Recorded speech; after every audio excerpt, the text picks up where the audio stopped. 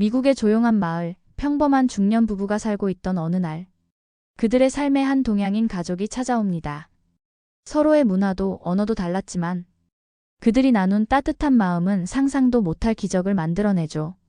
어느 날 사랑스러운 아이 하나가 사고 후 혼자 남겨지게 되고 믿기 어려운 반전과 함께 한 소녀는 실리콘밸리의 전설이 됩니다.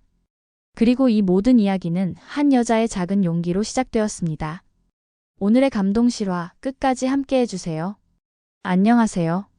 저는 미국 워싱턴주 시애틀 외곽의 작은 도시 벨뷰에서 살아가는 엘리자 윈터스라고 합니다. 사람들은 저를 부러워했어요. 안정된 결혼 생활, 예술후원재단에서의 활동, 그리고 조용한 자연 속 집에서의 삶. 겉보기엔 모든 걸 다 가진 사람처럼 보였죠. 하지만 누구에게도 말하지 못한 비밀이 있었습니다. 저는 매일 가슴 깊은 곳에서 무너지고 있었습니다. 아이를 가질 수 없다는 현실은 시간이 지날수록 제 영혼을 갉아먹었고 결국 저는 세상과 단절된 채 살아가고 있었어요. 그리고 그때 제 삶에 조용히 스며든 한 소녀가 있었습니다. 그 아이의 존재는 제 인생 전체를 바꿔놓았습니다. 아이를 갖지 못한다는 사실을 처음 알았을 때 저는 담담한 척했어요. 병원에서 의사의 설명을 들으면서 고개를 끄덕였고 대기실에 나와선 로렌스, 제 남편의 손을 꼭 쥐며 말했죠. 괜찮아, 우리는 서로만 있으면 돼.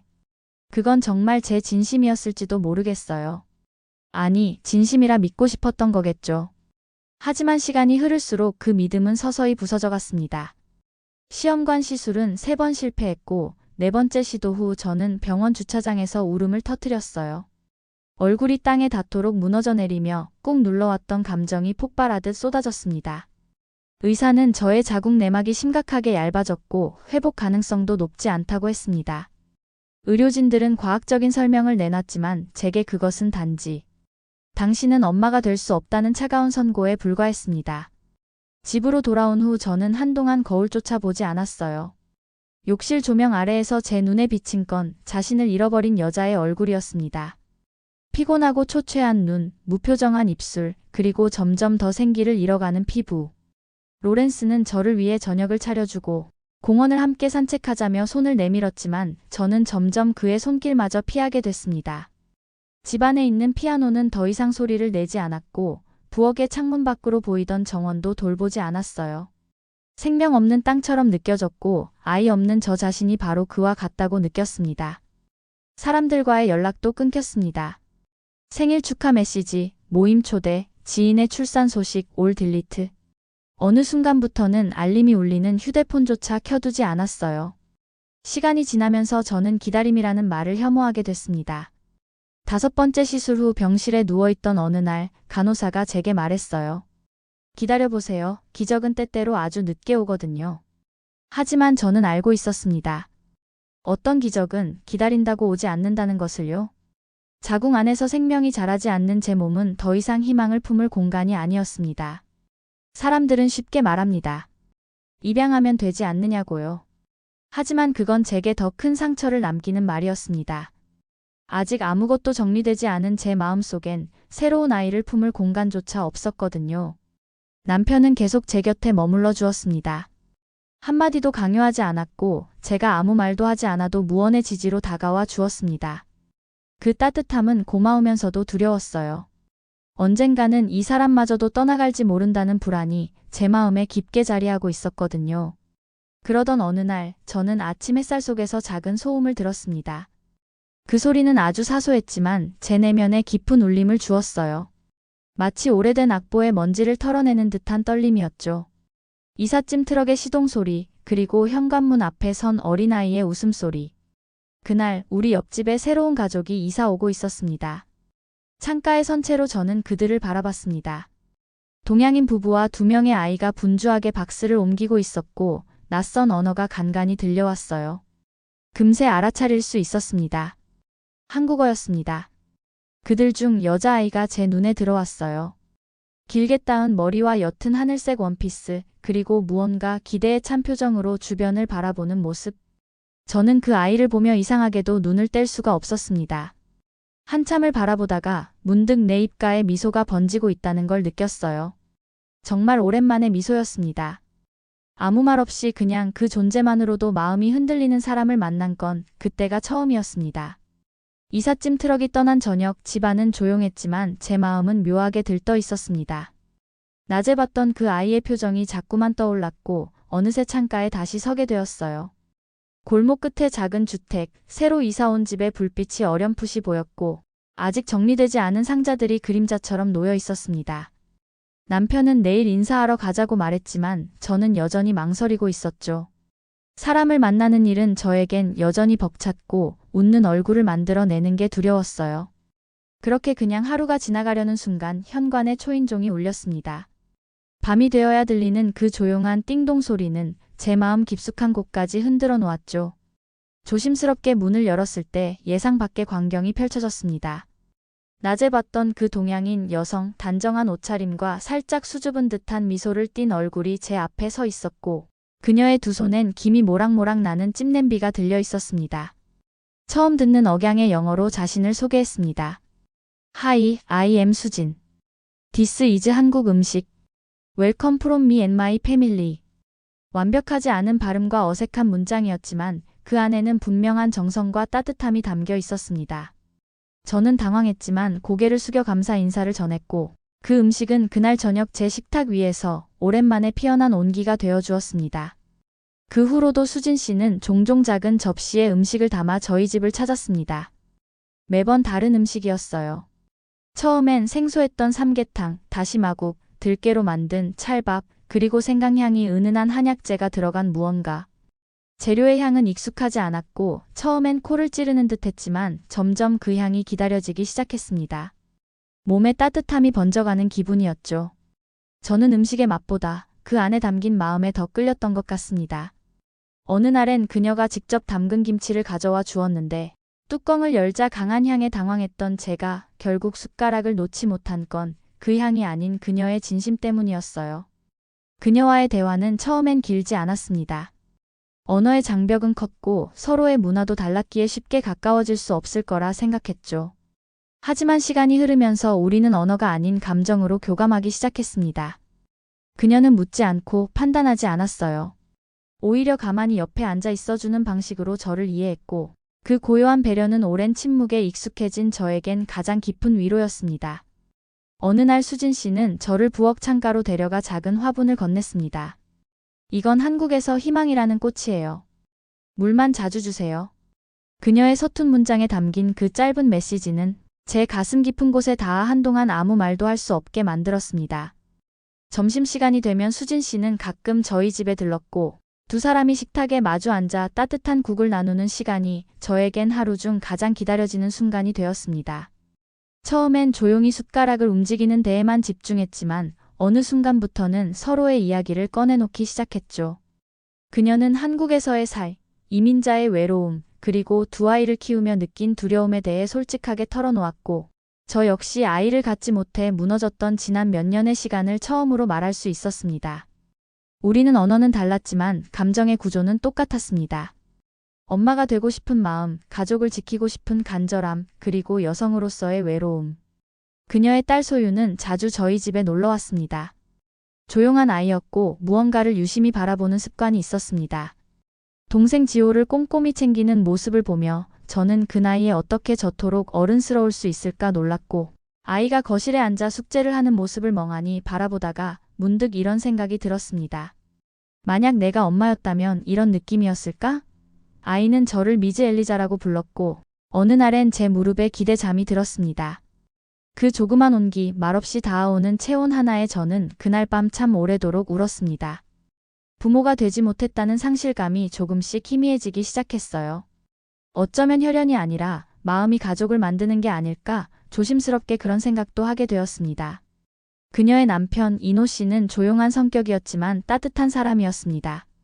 저희 부부와는 간혹 주말에 함께 저녁을 먹기도 했는데 정성껏 구운 불고기와 집에서 만든 반찬을 내어주는 그들의 식탁은 정갈하면서도 어쩐지 마음이 편해지는 공간이었습니다.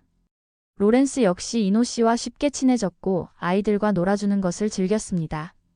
아이들이 우리 집 정원에서 자전거를 타고 웃는 모습을 창가에서 바라보던 어느 날 저는 깨달았습니다. 내 삶이 아주 조용히 그러나 분명히 다시 시작되고 있다는 사실을요. 그날은 이상할 정도로 조용한 날이었습니다. 평소보다 바람도 약했고 하늘은 너무 맑았어요. 아이들은 전날 밤 들뜬 모습으로 우리 집을 다녀갔습니다.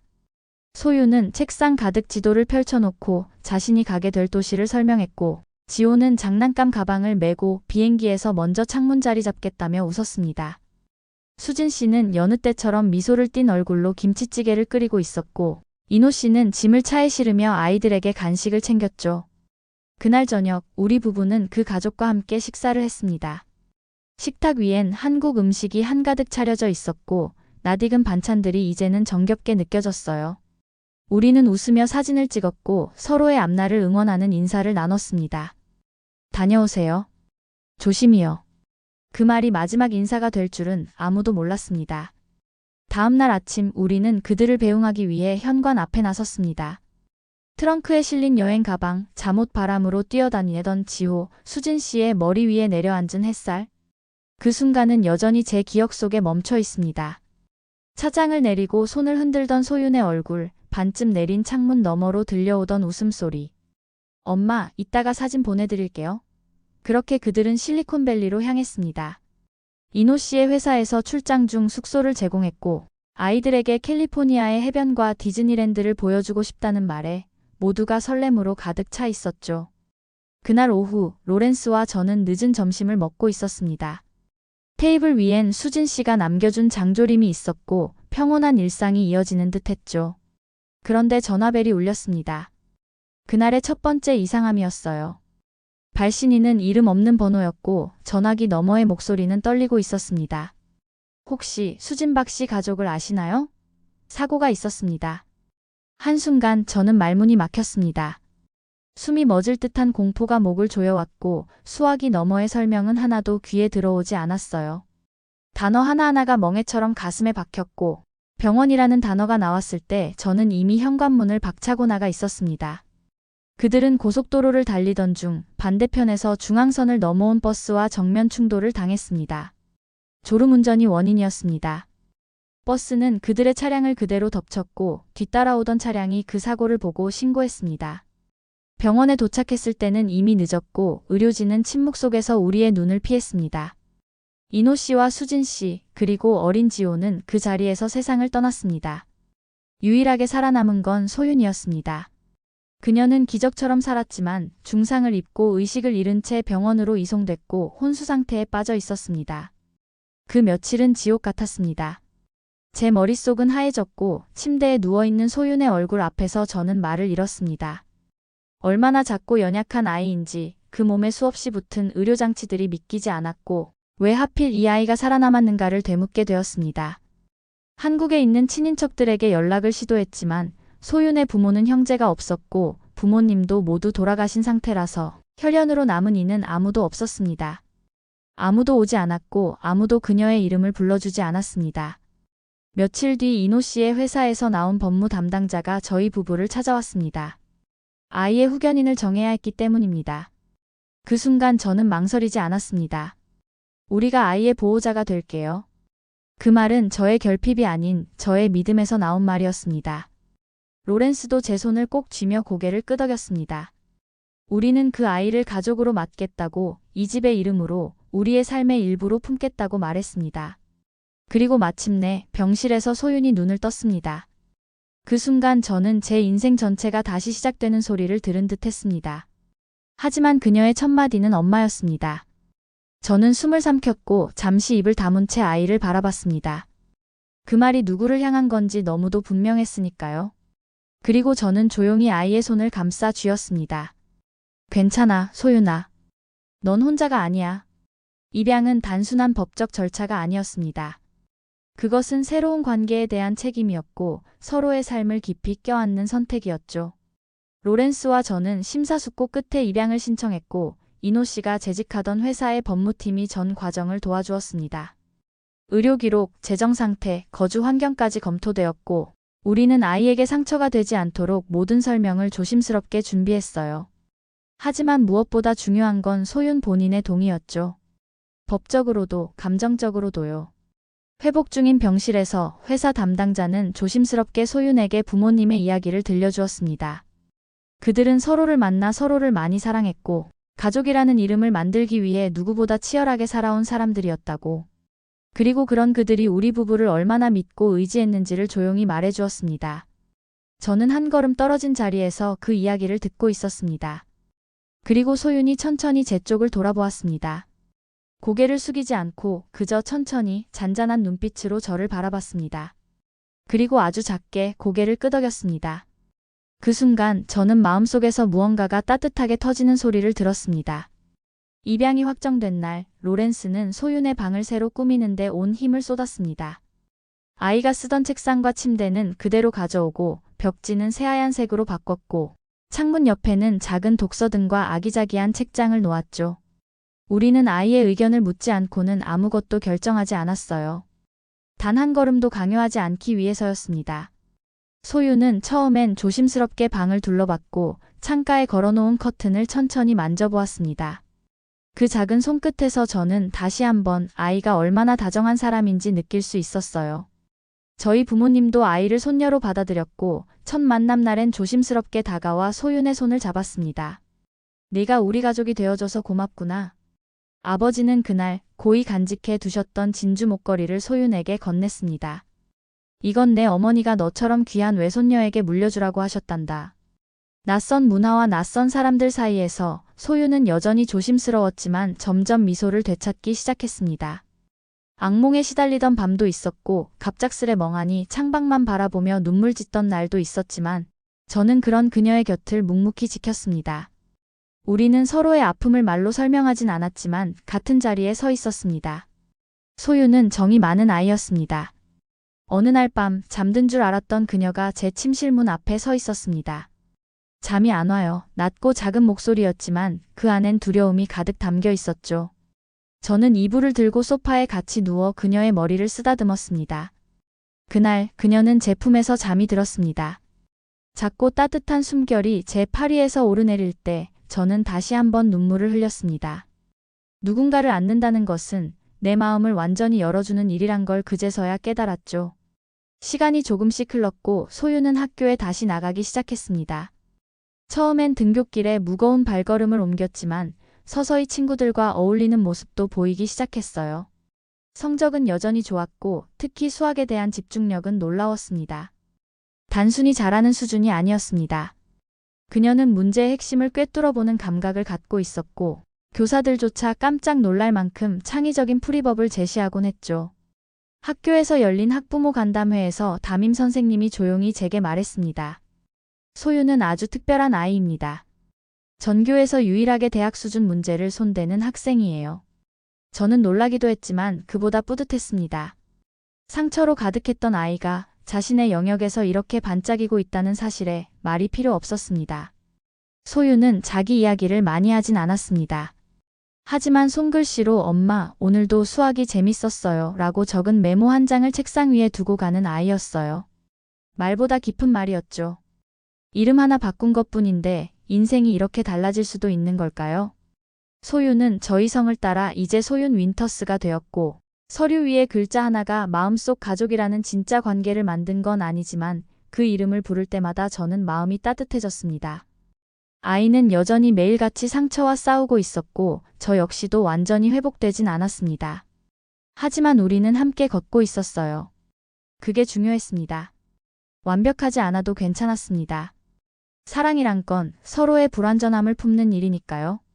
소윤이 중학교에 입학했을 때만 해도 우리는 안심하고 있었습니다. 학교 생활은 비교적 순탄했고 성적도 우수했습니다. 아이는 또래 친구들과 무난하게 어울렸고 동아리 활동도 열심히 참여했어요. 담임 선생님은 종종 소윤은 또래보다 훨씬 어른스럽고 배려 깊은 아이라며 칭찬을 아끼지 않았죠. 무엇보다 그 아이의 눈에서 생기가 조금씩 돌아오고 있다는 사실이 제겐 큰 위로였습니다. 어둠 속에서 한 걸음 한 걸음 나아가는 모습이 마치 새싹처럼 느껴졌어요. 하지만 고등학교 입학과 함께 상황은 달라졌습니다. 지역 내 명문 공립고등학교에 진학한 소윤은 다시금 세상의 차가운 잣대에 노출되기 시작했죠. 학교에는 다문화적 감수성이 부족한 아이들도 있었고 똑똑한 아시안이라는 왜곡된 시선은 은근한 경계로 이어졌습니다. 처음엔 소윤이 스스로 감당하려 했어요. 괜찮아요. 그냥 조금 눈에 띄는 것뿐이에요. 하지만 점점 점심시간에 혼자 앉는 날이 늘어났고 생일 파티나 단체 활동에서도 아이의 이름이 빠지기 시작했습니다. 선생님들 앞에서는 아무 일 없는 듯 행동했지만 저는 매일 밤 아이가 침대 속에서 베개를 껴안은 채 조용히 눈물을 흘리는 걸 알고 있었습니다. 그렇게 몇 달이 흘렀고 어느 날 아침 식탁에서 소윤의 표정이 평소보다 더 무거웠습니다. 아무 말도 없이 아침을 먹던 아이가 문득 수저를 내려놓고 조용히 말했어요. 저 전학 가면 안 될까요? 그 말에 제 가슴이 철렁 내려앉았죠. 아이는 울지도 않았고 감정을 강하게 드러내지도 않았습니다. 그저 담담한 표정으로 아주 오랫동안 마음속에 쌓여있던 이야기를 꺼내놓은 거였어요. 저는 더는 묻지 않았습니다. 그동안 얼마나 참아왔을지, 얼마나 혼자 싸워왔을지를 그 표정 하나로 모두 알 수 있었거든요. 로렌스와 저는 그날 밤 바로 결정을 내렸습니다. 이 아이는 더 이상 혼자 버티게 두면 안 된다고.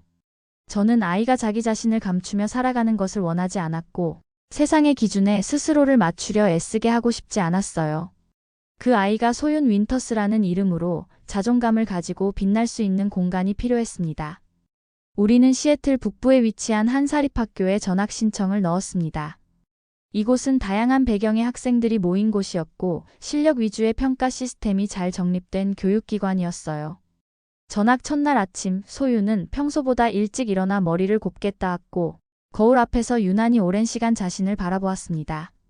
저는 그런 아이를 멀찍이 바라보다가 조용히 말했어요. 네가 어디서든 너답게 있을 수 있다면 그게 가장 소중한 거야. 소윤은 미소는 짓지 않았지만 그 말에 고개를 작게 끄덕였습니다. 새로운 학교의 분위기는 이전과는 확연히 달랐습니다. 교실 안에서는 다양한 언어가 들렸고 서로 다른 문화가 자연스럽게 공존하고 있었어요. 선생님들은 학생들의 창의성과 개성을 무엇보다 중요하게 여겼고 특히 수학 담당 선생님은 소윤의 풀이 방식을 깊이 인상 깊어했습니다. 이 아이는 계산이 빠른 게 아니라 본질을 이해하고 있어요. 그 말은 단순한 칭찬이 아니었습니다. 소윤이 그동안 드러내지 못했던 자신만의 세계가 드디어 제대로 된 공간을 만났다는 의미였죠. 소윤은 점점 더 자신감을 회복해 갔습니다.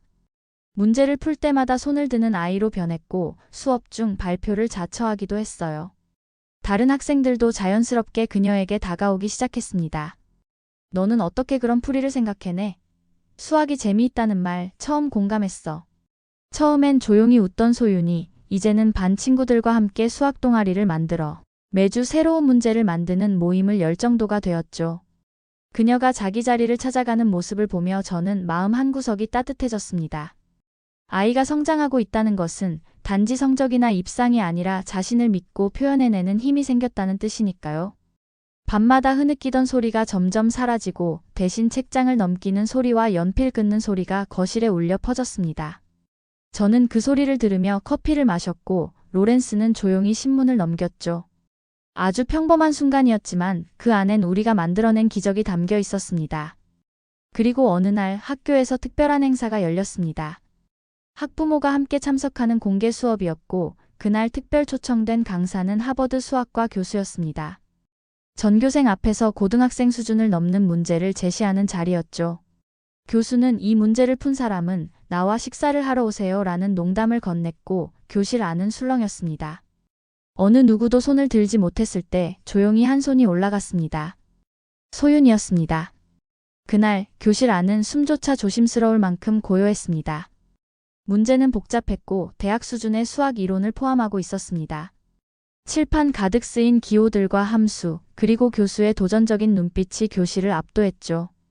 학생들은 눈치를 보았고 일부는 노트북을 덮었으며 몇몇은 고개를 숙이기 바빴습니다. 그러나 그 정적을 깨뜨린 건 바로 제 딸 소윤이었습니다. 그녀는 말없이 손을 들었고 교수의 고개가 천천히 그녀를 향해 돌아갔습니다. 앞으로 나와 보겠어요? 교수의 말에 소윤은 천천히 자리에서 일어났습니다. 그녀는 흔들림 없는 걸음으로 칠판 앞으로 걸어갔고 분필을 손에 쥔 그 순간 저는 교실 뒤편에서 온몸이 떨렸습니다. 마치 시간이 멈춘 듯 아이가 숨을 쉬는 방식 하나하나가 또렷하게 보였죠. 분필 끝이 칠판을 스치는 소리에 학생들이 집중하기 시작했습니다. 문제의 핵심 조건을 간결하게 요약했고 문제를 단순화하는 방식으로 풀어나갔습니다. 교수는 처음엔 눈을 좁히고 지켜보다가 점차 입꼬리를 들어 올렸습니다. 마침내 소윤이 마지막 식을 써내려가고 조용히 손을 내렸을 때 교실에는 숨죽인 침묵이 흘렀습니다. 그리고 교수는 천천히 박수를 치기 시작했습니다. 대단하군요.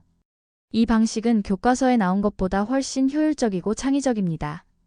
학생들 사이에 감탄이 퍼졌고 소윤은 조용히 미소 지은 채 자리로 돌아갔습니다. 저는 그 순간을 평생 잊지 못할 겁니다. 그건 단순한 정답 이상의 것이었습니다. 그건 그 아이가 스스로를 세상 앞에 드러내는 용기의 표현이자 그간의 고통과 외로움을 뚫고 쌓아온 실력과 자존감의 증명이었죠. 그날 오후 교수는 저와 소윤을 따로 불러 이야기를 나누었습니다.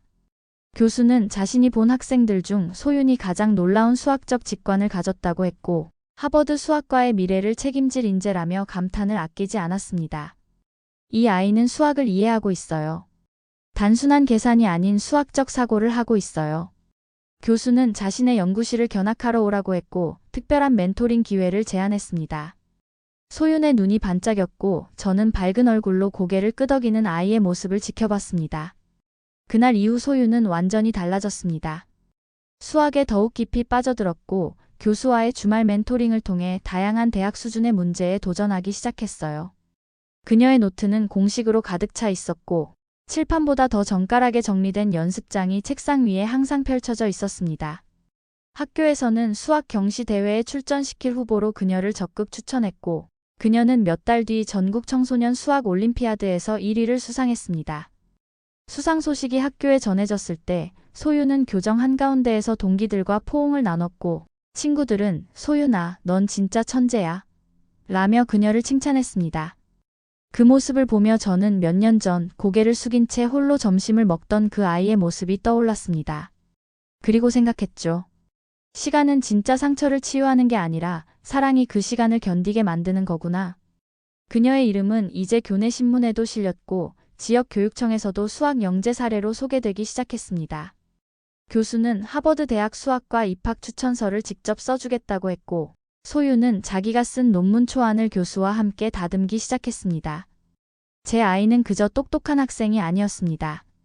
그 아이는 상처를 이겨내며 자신만의 세계를 구축한 단단한 사람이었습니다. 그리고 어느 날 소윤이 제게 조용히 다가와 말했습니다. 엄마, 저 수학자 말고 다른 길도 생각해봤어요. 저는 고개를 끄덕였고 아이는 자신이 고민하고 있는 이야기를 조심스럽게 꺼내기 시작했습니다. 그것은 우리가 다음 장으로 나아가기 위한 예고편이었죠. 그리고 그 순간 저는 느꼈습니다. 이 아이는 앞으로도 자신만의 길을 스스로 개척해 나갈 수 있는 사람이라는 걸요. 소윤이 처음으로 자신의 진로에 대해 다시 말한 건 어느 늦은 봄날 저녁이었습니다. 햇살이 늦게까지 거실 안을 비추고 있던 날, 저녁을 먹던 아이가 포크를 내려놓고 조용히 말했어요. 엄마, 나 수학을 평생 연구하진 않을 수도 있을 것 같아요. 그 말은 어떤 고민과 갈등의 시간을 지나온 결론처럼 들렸고 저는 놀라지 않았습니다. 오히려 아이가 자신의 내면을 정직하게 바라보고 있다는 사실이 더 고마웠습니다. 소윤은 하버드 수학과로부터 수석 입학 제안을 받았고 교수의 전폭적인 추천 아래 입학을 확정지었어요. 대학 생활도 그녀와 잘 어울렸습니다. 이론 수학, 응용 통계, 알고리즘, 수치에서까지 그녀는 모든 수업을 즐겼고 연구 과제는 항상 가장 먼저 마무리했죠. 교수들 사이에서는 이미 다음 세대의 여성 수학자로 불리고 있었고 몇몇 연구실에서는 대학원 이전부터 장기 연구 프로젝트 제안이 오갔습니다. 하지만 그 즈음 소윤은 의외의 제안을 받게 됩니다. 실리콘밸리에 본사를 둔 세계적인 AI 기업에서 AI 알고리즘 개발팀의 연구원을 제안한 것이었어요. 해당 부서에서는 수학적 모델링 기반의 인공지능 시스템을 구축 중이었고 기존 수학 이론을 기계학습에 적용할 수 있는 인재를 찾고 있었던 거죠. 한 달 후 아이는 저와 로렌스를 거실에 앉혀두고 진지한 얼굴로 말했습니다. 엄마 아빠, 나는 수학자가 되는 것도 멋지지만 지금 내 수학을 통해 더 많은 사람을 도울 수 있다면 그 길을 걷고 싶어요. 그 말 한마디에 저는 아무 말도 할 수 없었습니다. 감격이라는 단어조차 그 순간을 다 담을 수 없었어요. 제 눈앞에 이 아이는 이제 단지 저의 딸이 아니라 자신을 책임질 줄 아는 성숙한 사람이 되어 있었습니다. 소윤은 결국 하버드에서 조기 졸업 후 실리콘밸리의 AI 기업에 입사했고 본격적인 AI 연구원이 되었습니다. 입사 1년 만에 수학 기반 알고리즘 개선 프로젝트에서 두각을 나타냈고 2년 차에는 독자적인 수학 모델을 바탕으로 한 AI 시스템을 개발하여 특허를 출원했습니다. 그 알고리즘은 이후 의료 분야에 활용되어 희귀 질환의 조기 진단 정확도를 향상시키는 데 기여했죠. 우리는 아이가 얼마나 바쁜 삶을 사는지 알고 있었지만 매달 한 번씩 직접 집을 찾는 딸의 모습에 늘 감동했습니다. 소유는 여전히 소탈했고 가족 식탁 앞에서는 누구보다 따뜻했습니다. 어느 날엔 갑자기 저희 부부 몰래 저희가 살고 있던 집 옆에 새 집을 사서 리모델링해 주었고 이제 은퇴하면 여기에 편히 지내세요. 라는 한마디를 남겼습니다. 우리가 당황하며 소윤아, 아직 너도 준비할 게 많잖니? 라고 했지만 아이는 말했죠. 부모님은 이미 나를 위해 모든 걸 다 해주셨잖아요. 한편으로 저는 걱정도 했습니다. 아이가 혹시 자신이 정말 원했던 수학자의 길을 포기한 건 아닐까? 언젠가 후회하는 날이 오지는 않을까? 그러나 소유는 그 물음에 미소로 답했습니다. 엄마, 난 지금이 너무 행복해요. 내가 하는 일이 세상에 도움이 된다는 건 그것보다 더 큰 기쁨은 없어요. 그리고 마침내 그녀는 저희 부부를 다시 거실에 불러 앉혔습니다. 이번에는 그 눈빛이 더욱 단단해졌습니다. 그동안 배운 걸 이제는 제가 스스로 기획하고 운영하고 싶어요. 소윤이는 인공지능을 단순한 기술이 아니라 교육과 복지에 접목하는 시스템을 구상하고 있었고, 특히 수학의 어려움을 겪는 학생들을 위한 개인 맞춤형 AI 교사 프로젝트에 집중하고 있었죠. 저희는 흔쾌히 지지했고 그녀는 회사를 나와 자신의 회사를 설립했습니다. 교수님 역시 자문 역할로 합류해 주셨고 세계 곳곳에서 소윤과 함께 일하고 싶다는 젊은 인재들이 몰려들기 시작했습니다. 그녀는 자신이 만든 회사의 이름을 마음의 공식이라 지었습니다. 세상에서 가장 정교하고 정직한 언어는 마음이잖아요. 그녀의 말에 저는 다시 한번 울컥했죠. 회사가 문을 연 뒤 소유는 다시 한번 바빠졌습니다. 하지만 이번에는 그 바쁨이 예전과는 사뭇 달랐습니다. 누군가에게 증명하기 위한 노력도 아니었고 누군가에게 인정받기 위한 고군분투도 아니었어요. 그것은 오롯이 내가 진심으로 하고 싶은 일을 향해 가는 움직임이었고 그 과정 하나하나가 그녀를 더 단단하게 만들어주고 있었죠. 회사의 첫 프로젝트는 수학의 어려움을 느끼는 중학생을 위한 AI 맞춤 학습 도우미 개발이었습니다. 소유는 스스로 미국 전역의 중학교 교육과정을 분석했고 통계와 수학적 언어가 낯선 아이들도 이해할 수 있도록 알고리즘을 정제해 나갔습니다. 그녀는 AI는 차가운 기술이 아니라 따뜻한 배려가 담긴 도구가 되어야 한다고 말했고 그 말은 회사의 모든 구성원들에게 하나의 철학이 되었습니다. 회사가 어느 정도 자리를 잡자 소유는 저와 로렌스에게 한국에 같이 여행을 가자는 제안을 했습니다. 그녀는 자신의 뿌리를 직접 느껴보고 싶다며 부모님의 흔적이 남아있는 곳을 함께 걷고 싶다고 했어요. 그래서 지난 여름 우리는 함께 서울을 찾았습니다. 예전에 부모님과 함께 살았던 동네를 다니며 그녀는 한참을 말없이 걷고 있었습니다. 엄마 아빠와 함께 책을 읽었던 도서관 옆 벤치에서 소유는 오래도록 앉아 있었어요. 손끝으로 벤치 표면을 쓸어내리듯 쓰다듬던 그 모습은 마치 눈에 보이지 않는 부모님의 기억을 불러내는 의식 같았습니다. 그날 밤 호텔 창가에 앉아 소유는 저에게 말했습니다. 엄마, 사랑해요. 그리고 감사해요. 저는 고개를 끄덕였어요. 말이 필요 없었습니다. 오히려 더욱 자랑스러웠어요. 회사에는 한국 출신의 연구원들도 여럿 있었고 아이는 한국어를 배우기 위해 주말마다 온라인 강좌를 듣기 시작했습니다. 저와 함께 한국 음식을 만들어 보기도 했고 한국의 역사와 문화에 대해 하나하나 책으로 배워갔습니다. 그녀는 말했습니다. 내가 지금 여기까지 올 수 있었던 건 어쩌면 한국과 부모님이 이어준 인연 덕분일지도 몰라요. 그리고 그 모든 걸 지켜보는 제 마음은 늘 벅찼습니다. 가끔 밤이 되면 불 꺼진 연구소를 향해 차를 몰고 가볼 때가 있어요. 창문 너머로 늦은 시간까지 불이 꺼지지 않는 방 하나. 거기엔 여전히 책상 앞에 앉아 문제를 고민하는 소윤의 실루엣이 있습니다. 그녀는 여전히 그때처럼 생각하고 또 생각하며 자신만의 방식으로 세상과 대화를 나누고 있는 중입니다. 어느 늦은 밤 저는 그런 딸에게 조용히 메시지를 보냈어요. 이 세상에서 가장 고요한 밤을 가장 눈부시게 빛나게 해줘서 고마워. 잠시 후 답장이 왔죠. 가장 어두웠던 밤, 가장 따뜻하게 안아준 사람이 엄마잖아요. 그 문장을 읽고 나서 저는 한참을 울었습니다. 그 눈물은 슬픔의 눈물이 아니었습니다. 그건 사랑이 쌓이고 쌓여 마침내 넘쳐흐를 수밖에 없는 감사의 눈물이었습니다. 사람들은 묻습니다. 당신에게 그 아이는 어떤 존재인가요? 저는 말없이 창밖을 바라보다가 조용히 대답합니다. 그 아이는 제가 다시 살아가야 할 이유였어요. 어쩌면 저는 아이를 품은 것이 아니라 그 아이가 저를 품어준 걸지도 모릅니다. 절망의 끝에서 만난 그 작은 존재는 제 인생의 방향을 바꿨고, 사랑이란 무엇인지, 기다림이란 어떤 무게인지, 그리고 진짜 가족이 무엇인지 알려주었습니다. 지금도 소유는 자신이 만든 회사에서 늦은 시간까지 아이들을 위한 미래를 만들어가고 있습니다. 저는 그녀의 엄마로 가장 조용한 응원을 보내고 있죠. 그리고 오늘도 생각합니다. 가장 깊은 상처 속에서 가장 진한 사랑이 피어날 수 있다는 걸 우리 딸 소윤이 증명해 주었다고요. 부모를 잃은 아이, 아이를 가질 수 없었던 여인. 서로에게 닿을 수 없을 것 같던 두 인생이 따뜻한 마음 하나로 연결되었습니다. 상처를 안고 있던 두 사람이 만나 서로의 가장 큰 선물이 되어 주었죠. 그리고 그 아이는 자신의 재능을 세상을 위한 길로 돌려 지금도 수많은 사람들에게 희망이 되고 있습니다. 오늘의 이야기 마음에 닿으셨다면 좋아요와 구독 부탁드립니다. 감사합니다.